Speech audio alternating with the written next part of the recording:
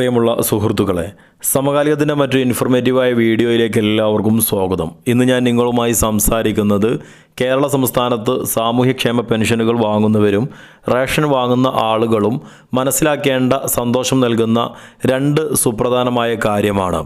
ആദ്യം പെൻഷൻ വാങ്ങുന്ന ആളുകൾക്കുള്ള വിവരമാണ് പങ്കുവെക്കുന്നത്. അതായത് എല്ലാ മാസവും അവസാനം 25-ാം തീയതിക്ക് ശേഷമാണ് നിങ്ങളുടെ കൈകളിൽ അതല്ലെങ്കിൽ ബാങ്ക് അക്കൗണ്ടുകളിൽ സാമൂഹ്യ സുരക്ഷാ പെൻഷൻ തുക നിങ്ങൾക്ക് ലഭിക്കുന്നത്.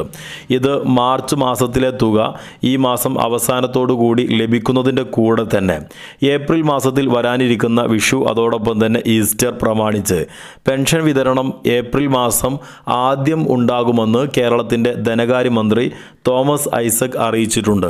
അതുകൊണ്ട് തന്നെ മാർച്ച് മാസം അവസാനത്തോടു കൂടിയിട്ട് മാർച്ച് മാസത്തിൽ നിങ്ങൾക്ക് ലഭിക്കുന്ന 1500 രൂപയും അതോടൊപ്പം തന്നെ ഏപ്രിൽ മാസത്തിൽ നിങ്ങൾക്ക് 100 രൂപ കൂടി കൂട്ടിയിട്ട് സാമൂഹ്യ സുരക്ഷാ പെൻഷൻ 1600 രൂപയാണ് ലഭിക്കാൻ പോകുന്നത്. ഇങ്ങനെ വരുമ്പോൾ 3100 രൂപ നിങ്ങൾക്ക് ഏപ്രിൽ ആദ്യത്തോടു കൂടിയിട്ടോ മാർച്ച് മാസം അവസാനത്തോടു കൂടിയോ നിങ്ങൾക്ക് നിങ്ങളുടെ കൈകളിൽ അതല്ലെങ്കിൽ ബാങ്ക് അക്കൗണ്ടുകളിൽ ലഭ്യമാകുമെന്നുള്ളതാണ് ഏറെ സന്തോഷം നൽകുന്ന ഒരു വാർത്ത. രണ്ടാമതായി സന്തോഷം നൽകുന്നത് കേരളത്തിലെ APL വിഭാഗക്കാരായ നീല വെള്ള കാർഡുടമകൾക്കാണ്. അതായത് കഴിഞ്ഞ ബജറ്റ് അവതരിപ്പിച്ച സമയത്ത് APL വിഭാഗത്തിലെ നീല വെള്ള കാർഡുടമകൾക്ക് 10 കിലോഗ്രാം അരി കിലോയ്ക്ക് 15 രൂപ നിരക്കിൽ വിതരണം ചെയ്യുമെന്ന് കേരള സംസ്ഥാന സർക്കാർ അറിയിച്ചിരുന്നു.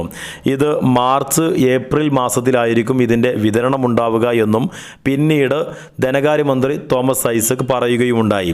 ഇപ്പോൾ ഇതാ മാർച്ച് മാസമാണ് എത്തി നിൽക്കുന്നത്. ഈ മാസം കേരളത്തിലെ നീല വെള്ള റേഷൻ കാർഡ് ഉടമകൾക്ക് 10 കിലോഗ്രാം അരി കിലോയ്ക്ക് 15 രൂപ നിരക്കിൽ ലഭ്യമാകുമെന്നുള്ളതാണ്. അതോടൊപ്പം തന്നെ മാർച്ച് മാസത്തിലെ എന്തെല്ലാം റേഷൻ വിഹിതമാണ് ലഭിക്കുന്നത് എന്നതിനെക്കുറിച്ച് കൃത്യമായി സർക്കാരിൽ നിന്ന് വിവരം ലഭിക്കുന്ന സമയത്ത് തന്നെ നിങ്ങളിലേക്ക് സമകാലികം യൂട്യൂബ് ചാനലിലൂടെ കാര്യങ്ങൾ പങ്കുവെക്കുന്നതായിരിക്കും.